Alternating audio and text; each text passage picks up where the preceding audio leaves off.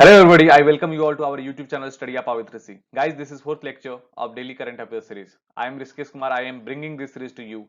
Our target audience will be state, PCS state exam, CT, SSC, NTPC, banking, TIS and IFT aspirants. अगर कोई भी exams में आपको current related questions आते हैं तो आपके लिए लेक्चर काफी इंपॉर्टेंट होने वाला है।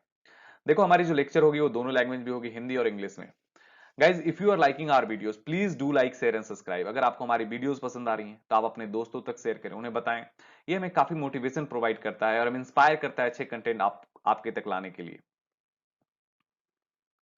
Guys you can follow us on Instagram, Telegram. If you have to download the PDF of this file please join our Telegram group. और फर्स्ट क्वेश्चन इज, गाइस देखो हम जो क्वेश्चन डिस्कस कर रहे होंगे वो वीकली हो सकते हैं, मंथ के हो सकते हैं, जो हमारे एग्जाम पर्सपेक्टिव से इंपॉर्टेंट है। ऐसा नहीं है कि हम सेम डे का क्वेश्चन डिस्कस कर रहे होंगे, क्योंकि हमारे एग्जाम्स पर्सपेक्टिव से ये देख रहे होंगे। आप एग्जाम दे रहे होगे तो आपको सेम डे का क्वेश्चन ही नहीं पूछता है, आपसे पीछे एक महीने का, एक वीक का है ना, उससे पीछे का क्वेश्चन पूछा जाता है जो हमारे एग्जाम पर्सपेक्टिव से इंपॉर्टेंट है। Guys, which state government has rolled out आई रखवाली app to ensure greenery and to protect the environment? कौन सी राज्य सरकार ने हाल ही में आई रखवाली ऐप को लाया है ताकि पर्यावरण और हरियाली बचाए जा सके? Option are Punjab, Haryana, Himachal Pradesh, Uttarakhand. Correct option is option number A, Punjab, है ना। पंजाब गवर्नमेंट ने आई रखवाली ऐप को लाया है ताकि लोगों में अवेयरनेस जग सके कि हमारे जो इन्वायरमेंट है वो कैसे इंपॉर्टेंट है हमारे लिए और कैसे हमें प्रोटेक्ट करना है। तो ये आई रखवाली ऐप इंश्योर करता है कि हमारी जो डिफोरेस्टेशन है, इलीगल डिफोरेस्टेशन है, वो ना हो सके और कम से कम पेड़ की कटाई हो, ताकि हम अपने फॉरेस्ट को, अपने इन्वायरमेंट को बचा सकें, जिससे ग्रीनरी क्या होगा, प्रमोट होगा। तो हमारे जो स्टेक होल्डर होंगे वो हमारे वहां के सिटीजन्स होंगे। गाइस जो एडिशनल इंफॉर्मेशन है, वहां के जो सीएम हैं वो हैं कैप्टन अमरिंदर सिंह, अमरिंदर सिंह। और जो वहां के गवर्नर हैं वो हैं VP Badnore, BP Badnore. The little book of green nudges has been launched by, the little book of green nudge लाया गया है UNEP, UNDP, United Nations PETA. Correct option is option number A, UNEP. Let discuss the full form of UNEP. देखो, United Nation environment programme. देखो, United Nation environment programme के द्वारा ये the little book of green nudges लाया गया है। ये initiative world wide जो हमारे स्टूडेंट्स हैं उनको मोटिवेट करने के लिए, उनको इंस्पायर करने के लिए कि हमारे लिए एनवायरमेंट कितना इंपॉर्टेंट है, हमारे लिए ग्रीनरी कितना इंपॉर्टेंट है। जिस तरह से ग्लोबल वार्मिंग का थ्रेट बढ़ता जा रहा है, जिस तरह से हमारे लिए ग्लोबल चैलेंजेस आते जा रहे हैं, सस्टेनेबल गोल के, सस्टेनेबल डेवलपमेंट की चैलेंजेस हमारे सामने हैं, तो हमारी जो कमिंग जनरेशन है उनको अवेयर करना काफी इंपॉर्टेंट है। इसलिए यूएनईपी के द्वारा पहली बार ऐसे कोई इनिशिएटिव लाया गया है the little book of green nudges करके, जिससे हमारे चिल्ड्रन को, हमारे कमिंग जनरेशन को इंस्पायर किया जाएगा, उन्हें बताया जाएगा कि हमारे जो एनवायरमेंट है कितनी इंपॉर्टेंट है। एडिशनल इंफॉर्मेशन है गाइस, जो हमारे एग्जीक्यूटिव डायरेक्टर हैं यूएनपी के, यूएनईपी के, उनके हैं Inger Andersen, Inger Andersen. Next question is, name the brand ambassador of SBO top sports book brand. Name the brand ambassador of SBO top sports book brand. Sports book है, इनके brand ambassador किन्हें बनाया गया है? SBO top sports books के brand ambassador किसे बनाया गया है? Options are M S Dhoni, Dwayne Bravo, Chris Gayle, Sachin Tendulkar. The correct option is Devin Bravo, है ना। करेक्ट ऑप्शन किन्हें बनाया गया है? Devin Bravo. कहां के हैं? आपको पता होगा ये वेस्ट इंडीज के हैं। कहां? वेस्ट इंडीज के ये हमारे क्रिकेटर हैं। और वेस्ट इंडीज एक कोई कंट्री नहीं है गाइस, वो क्रिकेट, ये देखो एक छोटे छोटे आइलैंड्स के ग्रुप मिलके एक वेस्ट इंडीज क्रिकेट क्लब बनाते हैं और ये वहीं से आते हैं। तो ऐसा क्वेश्चन आता है कि सबसे पहले जो क्रिकेट की जब बात हो रही है तो सबसे पहले क्रिकेट वर्ल्ड कप जीतने वाला कौन सा कंट्री था? तो 1975, है ना, 1975 में सबसे पहले जो क्रिकेट जीता गया था वो जीता गया था वेस्ट इंडीज के द्वारा। और किसके अगेंस्ट जीता गया था? ऑस्ट्रेलिया, है ना, ऑस्ट्रेलिया के अगेंस्ट जीता गया था। और अगर वर्ल्ड कप की बात करते हैं तो इंडिया की बात करेंगे। इंडिया कब जीता था? 1983, है ना, कपिल देव के कैप्टनसी में हम ये क्रिकेट वर्ल्ड कप जीते थे। और किनके अगेंस्ट जीते थे? वेस्ट इंडीज के अगेंस्ट जीते थे। तो सबसे पहली वर्ल्ड कप 1975 में वेस्ट इंडीज ने जीता और 1983 में इंडिया ने जीता।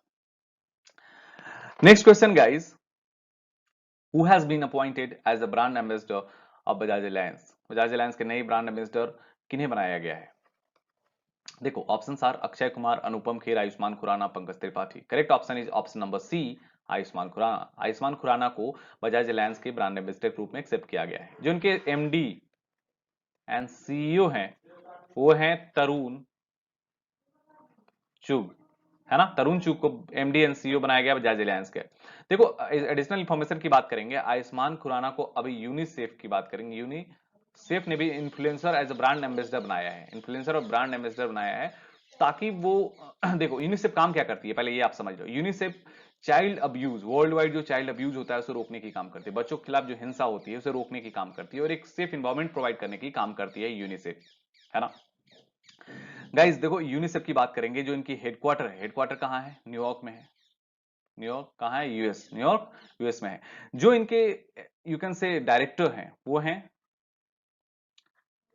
हेनरिटा फोरे, हेनरिटा फोरे इनके डायरेक्टर हैं। Next question is, Ian Bell has taken retirement from all forms of cricket belongs to which country? Ian Bell ने हाल ही में क्रिकेट के सभी प्रारूपों से संन्यास की घोषणा कर दी है, वो किस देश के हैं? ऑप्शंस आर इंग्लैंड, ऑस्ट्रेलिया, दक्षिण अफ्रीका, न्यूजीलैंड। देखो correct option is option number A, England. यान बेल ने अभी सभी प्रारूपों से संन्यास लेने की घोषणा कर दी, वो ऑल फॉर्मेट से अब खेलेंगे नहीं, वो संन्यास लेंगे क्रिकेट से। तो इसके बारे में उन्होंने हाल ही में घोषणा की है। उस किस देश के थे? तो इंग्लैंड के थे। एडिशनल इंफॉर्मेशन है गाइस इंग्लैंड के बारे में। इंग्लैंड में ऐसा बोला जाता है कि जो क्रिकेट का ओरिजिनेशन हुआ है, जो शुरुआत हुई है वो इंग्लैंड से हुई है, और जो हमारे इंटरनेशनल मैचेस हैं वो लगभग 1844 से खेला जाने लगा और 1877 से टेस्ट मैचेस इंटरनेशनली खेला जाने लगा। जो इनकी नेशनल स्पोर्ट्स भी है वो भी क्रिकेट है। बात करेंगे अभी कि जो पहली बात करेंगे जो क्रिकेट को कंट्रोल करता है, जो इंटरनेशनली जो मैचेस होते हैं उनको कंट्रोल करता है, वो ऑर्गेनाइजेशन का नाम है आईसीसी, इंटरनेशनल क्रिकेट क्लब, है ना। इंटरनेशनल क्रिकेट क्लब का जो हेडक्वार्टर है वो है दुबई, दुबई है। कहाँ पे है? यूएई, है ना, दुबई यूएई। और जो उनके बात करेंगे अभी जो इमरान ख्वाजा, वो कौन है? चेयरमैन है। और मनु साहनी जो है इनके सीईओ हैं। अगर बात करते हैं इंटरनेशनली जो क्रिकेट को कंट्रोल करता है वो आईसीसी है, तो हमारे इंडिया में कौन कंट्रोल करता है? वो कंट्रोल करता है बीसीसीआई, है ना। बीसीसीआई कंट्रोल करता है, board of control of cricket in India, BCCI की बात करेंगे। और जो इनके सीईओ हैं, जो हेड हैं, वो कौन है? सौरव गांगुली। सौरव गांगुली हमारे बीसीसीआई के प्रेसिडेंट हैं। Next question is, international day of non violence, international day of non violence was celebrated on, अंतरराष्ट्रीय अहिंसा दिवस कब मनाया जाता है? ऑप्शंस आर 5 सितंबर, 2 अक्टूबर, 12 जनवरी, 28 मार्च। Correct option is option number B, 2 अक्टूबर। 2 अक्टूबर को international day of non violence के रूप में सेलिब्रेट करते हैं। गाइज देखो ये जो सेलिब्रेशन था वो बहुत पहले से नहीं था, ये 2007 से स्टार्ट हुआ है ना। देखो 2007 में जो नेशनल असेंबली, जो नेशनल जनरल असेंबली है, वो साथ में बैठी और सभी ने वोट किया कि इस डे को हम सेलिब्रेट करेंगे as a day of non violence.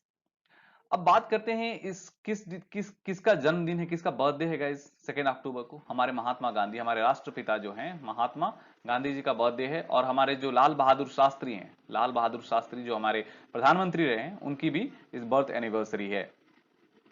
देखो हम इसके बाद जब महात्मा गांधी की बात आती है तो वो the experiment with truth, my experiment, sorry my experiment guys, my experiment with truth, इनकी जो बुक है वो काफी फेमस है। वो किसके द्वारा लिखा गया है? महात्मा गांधी के बारे में द्वारा लिखा गया है। देखो next question, the second edition bilateral navy exercise Bongo Sagar held between India and which country? Bongo Sagar का दूसरा प्रारूप नेवी एक्सरसाइज भारत और किस देश के बीच किया गया है? देखो options are Russia, Philippines, Myanmar, Bangladesh. Correct option is option number D, Bangladesh. देखो बांग्लादेश के साथ हम अभी बोंगो सागर, जो हमारी जो नेवी एक्सरसाइज कह सकते हो, बायलेटरल नेवी एक्सरसाइज है, इसमें हम मैरीटाइम एक्सरसाइज करेंगे, हम वॉर प्रैक्टिसेस करेंगे, तो ये हम बांग्लादेश के साथ प्रैक्टिस करते हैं। जो एडिशनल इंफॉर्मेशन है गाइस, वो पीएम जो बांग्लादेश की हैं वो हैं शेख हसीना, शेख हसीना। जो वहां के प्रेसिडेंट हैं वो हैं अब्दुल हामिद, अब्दुल हामिद। और जो उनकी यू कैन से राजधानी है वो है ढाका, कैपिटल ढाका। और जो उनकी करेंसी है वो है टका। देखो, इंडिया जो सबसे लॉन्गेस्ट बाउंड्री जो शेयर करता है, क्योंकि यू नो दैट कि हमारी जो बांग्लादेश है वो हमारी क्या है, नेबर कंट्रीज है। और हम जो सबसे लंबी बाउंड्री है ना, लंबी बाउंड्री शेयर करते हैं वो बांग्लादेश के साथ शेयर करते हैं, वो है 4156 किलोमीटर की बाउंड्री शेयर करते हैं। आप इसे याद रखना, एग्जाम्स में काफी बार पूछे जाते हैं। कभी तो पूछे जाते हैं कि आप किनके साथ करते हैं, और कभी नंबर में पूछे जाते हैं कितना करते हैं, है ना। तो याद रखना 4156 किलोमीटर हम लॉन्गेस्ट बाउंड्री शेयर करते हैं बांग्लादेश के साथ। Next question is operation my Saheli introduced by, operation my Saheli introduced by, देखो, south eastern railway, women and child welfare, law ministry, home ministry. Operation my Saheli किसके द्वारा लाया गया? दक्षिण पश्चिम रेलवे, वुमेन एंड चाइल्ड वेलफेयर, कानून मंत्रालय, गृह मंत्रालय। Correct option is option number A, south eastern railway. ये देखो, इनिशिएटिव साउथ ईस्टर्न रेलवे के द्वारा लाया गया ऑपरेशन माई सहेली। इसमें प्रोटेक्शन, जो हमारी जो पैसेंजर्स हैं, फीमेल पैसेंजर्स हैं, उनकी प्रोटेक्शन, उनकी सेफ्टी के लिए ये ऑपरेशन लाया गया है। अभी पायलट प्रोजेक्ट को भी इसमें लॉन्च किया गया है 3 ट्रेन में, जैसे हावड़ा टू मुंबई, हावड़ा टू अहमदाबाद, ऐसे करके ट्रेन में ये अभी पायलट प्रोजेक्ट के रूप में चल रहा है। और इसे एक अच्छी इनिशिएटिव मानी जा रही है रेलवे द्वारा। तो हम कुछ एडिशनल इंफॉर्मेशन जानते हैं रेलवे के बारे में। जो हमारी जोन्स हैं, जैसे साउथ ईस्टर्न रेलवे की बात करेंगे, ऐसे कितने जोन्स हैं हमारे पास? जो हमारे पास जोन्स हैं वो 18 प्लस जोन है, 18 जोन है अभी हमारे पास करंट रेलवे में। 18 जोन में बांटा गया है इंडियन रेलवे को। और जो सबसे लेटेस्ट जोन है वो है आंध्र प्रदेश। आंध्र प्रदेश को नया जोन के रूप में, रेलवे के नया जोन के रूप में बनाया गया है। अभी बात करेंगे गाइज कि चेयरमैन कौन है इनके? विनोद कुमार यादव। विनोद कुमार यादव हमारे रेलवे बोर्ड के चेयरमैन हैं। और जो मिनिस्टर हैं वो हैं पीयूष गोयल। पीयूष गोयल हमारे रेलवे मिनिस्टर हैं। गाइज अभी अब हाल ही में हम लोगों ने डिस्कस किया था मेडबॉट। मेडबॉट एक ट्रॉली है ना। मेडबॉट मेडिकल ट्रॉली बनाया गया था किसके द्वारा? रेलवे के द्वारा, जिससे कोविड पेशेंट तक हम खाना, हम अपनी मेडिसिन पहुंचा सकते हैं और सोशल डिस्टेंसिंग का पालन भी कर सकते हैं। देखो, नेक्स्ट क्वेश्चन इज भारतीय script developed by IIT Madras, IIT Delhi, IIT Patna, BHU. भारतीय लिपि है ना, किसके द्वारा लाया गया है? IIT Madras, IIT Delhi, IIT Patna, IIT BHU. Correct option is option number A, IIT Madras. देखो, आईआईटी मद्रास ने अभी हाल ही में भारतीय स्क्रिप्ट लाया है ना। देखो, भारतीय स्क्रिप्ट किसके द्वारा डेवलप किया गया था? तो श्रीनिवासन, देखो इनमें इनका नाम है श्रीनिवासा चक्रव की एक टीम है, जो आईआईटी मद्रास की टीम है, उन्होंने भारतीय स्क्रिप्ट को लाया है। देखो, ये स्क्रिप्ट यूनिफाइड इंडिया को यूनिफाइड करने की कोशिश करती है। जैसे आपको पता होगा, सबसे पहले हम लिंग्विस्टिक बेसिस की बात करते हैं सब राज्य में कि हम हिंदी एक्सेप्ट नहीं कर, नॉर्थ ईस्ट की बात करेंगे तो लोग हिंदी एक्सेप्ट नहीं करते हैं, साउथ में हिंदी एक्सेप्ट नहीं करते हैं, क्योंकि सबकी अलग अलग लैंग्वेज है, ट्रेडिशन है, वो अपने लैंग्वेज कंफर्टेबल है। तो क्या होता है कि ये लेके हमेशा फ्रिक्शन होते रहता है कि लैंग्वेजेस को लेके। तो यूनिफाइड लैंग्वेज की बात करते हैं, वन नेशन वन लैंग्वेज की बात करने के लिए स्क्रिप्ट लाया गया है, क्योंकि इस लैंग्वेज के अंदर हम हिंदी, देवनागरी, कन्नड़, मलयालम, उड़िया, लगभग सारे लैंग्वेज को यूज करके लिख सकते हैं। तो हम कुछ इंपॉर्टेंट एडिशनल इंफॉर्मेशन देखते हैं गाइस। देखो, इसकी बात करेंगे, जो लैंग्वेज लिंग्विस्टिक बेसिस में सबसे पहला जो राज्य बना था, जो पहला बेसिस में राज्य अलग हुआ था, वो कौन था? आंध्र प्रदेश, है ना। आंध्र प्रदेश जो सबसे पहला राज्य था, सबसे पहला स्टेट था जिसको लिंग्विस्टिक बेसिस में अलग किया गया था, भाषा के आधार पर अलग राज्य बनाया गया था, वो आंध्र प्रदेश। और कब बनाया गया था? 1953 को। बहुत बार एग्जाम्स में कमिटीज पूछ लिया जाता है कि कौन कौन सी कमिटीज हैं इंपॉर्टेंट। तो आप याद रखना, एक है धार कमिटी, DHAR, धार कमिटी। धार कमिटी एक इंपॉर्टेंट है, ये भी लिंग्विस्टिक बेसिस के लिए बनाया गया था। और दूसरा कमिटी है JVP कमिटी। और एक है फजल अली कमिटी, फजल अली कमिटी। देखो, ये हमारे स्टेट के रीऑर्गेनाइजेशन की बात करती हैं, हमारे स्टेट के लिंग्विस्टिक बेसिस में जो जो भाषा के आधार पर हम राज्य बनाए थे, उसके उनके लिए कमिटीज बनाई गई थी। इसलिए एग्जाम पर्सपेक्टिव से कमिटीज इंपॉर्टेंट हो जाती हैं। Next question is Yoshihide Yoshihide Suga Yoshihide Suga became the new prime minister of which country? Japan, Malaysia, Lebanon, Singapore. Yoshihide Suga कौन से देश के नए प्रधानमंत्री बने हैं? Japan, Malaysia, Lebanon, Singapore. Correct option is option number A, Japan. Japan के भी नए सीएम योशिहिदे सुगा को बनाया गया है।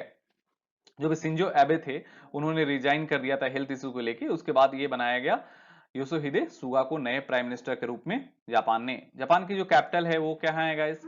टोक्यो की बात करते हैं। जापानीज, फिर जापान की जो मनी है वो है जापानीज येन, जापानीज येन। और जिनके पार्लियामेंट का नाम है वो है डायट। अभी इंडियन ओशियन में एक मिलिट्री एक्सरसाइज हम परफॉर्म कर रहे हैं जापान के साथ, मालाबार। मालाबार नेवी एक्सरसाइज है।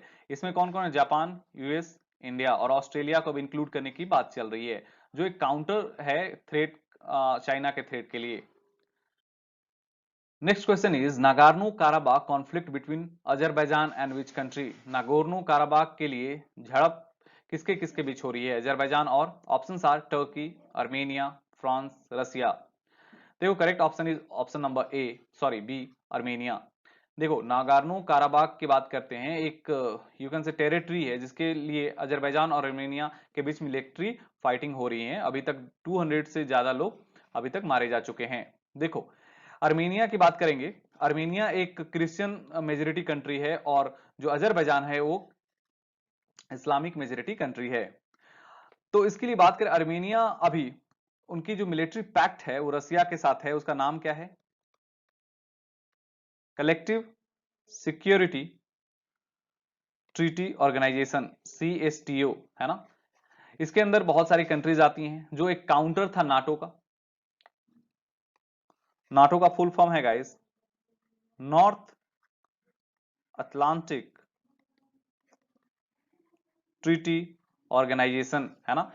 आप याद रखना नाटो बहुत इंपॉर्टेंट हो जाता है अगर मिलिट्री पैक्ट की, मिलिट्री ऑर्गेनाइजेशन की बात करेंगे तो नाटो का फुल फॉर्म है North Atlantic treaty organization. Next question is which cricketer has broken the MS Dhoni's record of having most dismissal as a wicket keeper in the T20s? Mahendra Singh Dhoni का record जो कि wicket keeper होते हुए सबसे ज्यादा out करने का था, उसे किसने तोड़ा? Options are Alyssa Healy, Sanju Samson, Rishabh Pant, Ajinkya Rahane. Correct option is option number A, Alyssa Healy. Alyssa Healy belongs to Australia, एक वुमेन क्रिकेटर है वहां की। उन्होंने ही महेंद्र सिंह धोनी का रिकॉर्ड तोड़ा है, जो कि 91 या 92 आउट्स था, महेंद्र सिंह धोनी ने विकेट के पीछे रहते हुए किया था। उसकी रिकॉर्ड जो एलिसा हेले ने हाल ही में तोड़ा है। और ऑस्ट्रेलिया की बात करेंगे, वहां सबसे पुराना क्रिकेट क्लब है MCC, Melbourne cricket club. So ये था आज का video guys. If you are liking it please do like, share and subscribe. और आप दूसरों तक पहुंचाएं, दूसरों को बताएं, ये हमारी इनिशिएटिव है वो दूसरों तक शेयर करें। अगर आपको लगता है कि जो हम हमारी वीडियोज है वो अच्छी कंटेंट प्रोवाइड कर रही हैं, तो प्लीज आपको 1 सेकंड लगेगा, 1 मिनट लगेगा मुश्किल से, आप दूसरों तक बताएं। ये हमें काफी मोटिवेशन प्रोवाइड करता है guys. Thank you very much and जय हिंद।